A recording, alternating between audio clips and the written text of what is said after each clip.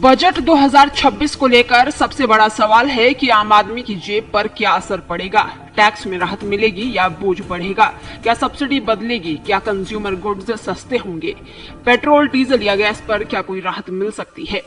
ताजा रिपोर्ट में सरकार के खर्च, टैक्स कलेक्शन और घाटे का पूरा रोड मैप दिया गया है, जिससे साफ संकेत मिलते हैं कि बजट 2026 में फोकस क्या होने वाला है और आम आदमी को क्या तोहफा मिलने जा रहा है।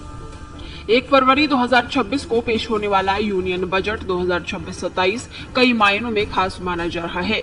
मौजूदा इनकम टैक्स कानून के तहत पेश होने वाला ये आखिरी बजट है। सरकार अगले वित्त वर्ष से नया इनकम टैक्स एक्ट 2025 लागू करने की तैयारी में है। ऐसे में दशकों पुराने टैक्स नियम बदल जाएंगे। यही कारण है कि टैक्स पेयर्स को इस बजट से कई बड़ी राहत की उम्मीद है। पिछले बजट में सरकार ने न्यू टैक्स रेजिम से टैक्स पेयर्स को राहत देने का ऐलान किया था। 12 लाख रुपए तक की आय को टैक्स फ्री करने की घोषणा की गई थी। हालांकि इस दौरान वे टैक्स पेयर्स खुद को नजरअंदाज महसूस करने लगे, जो अब भी पुराने टैक्स सिस्टम पर टिके हुए हैं और उसी को ज्यादा भरोसेमंद मानते हैं।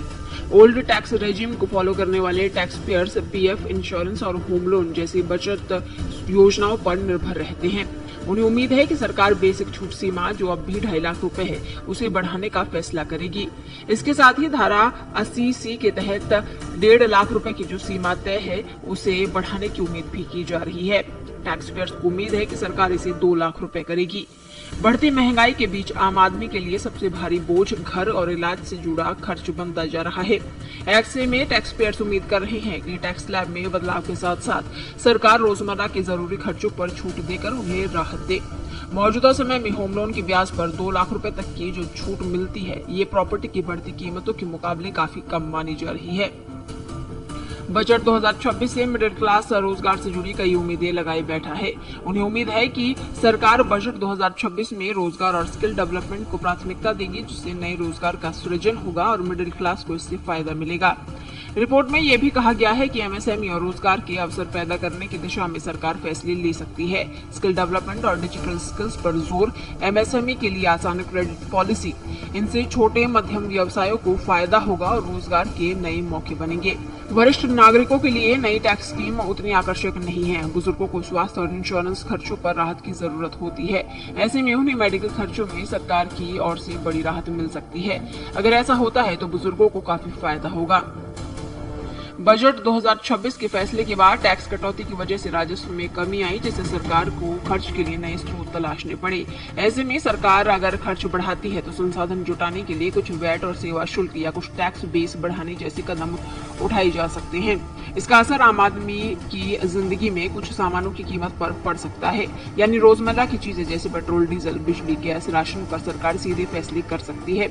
अगर सरकारी सब्सिडी में रिवीजन होता है तो कुछ वस्तुएं महंगी होने का दबाव हो सकता है।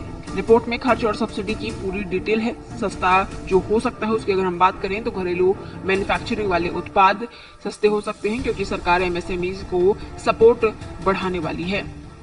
इलेक्ट्रॉनिक्स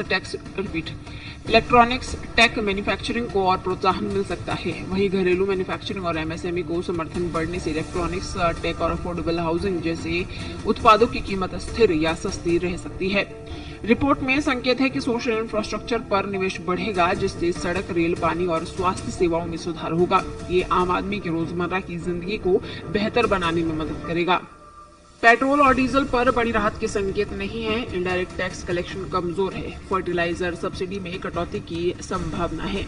लग्जरी गुड्स और इम्पोर्टेड आइटम्स पर भी असर पड़ सकता है, क्योंकि कैपेक्स बढ़ाने के लिए सरकार अप्रत्यक्ष करों से कुछ अतिरिक्त आमदनी चाह सकती है।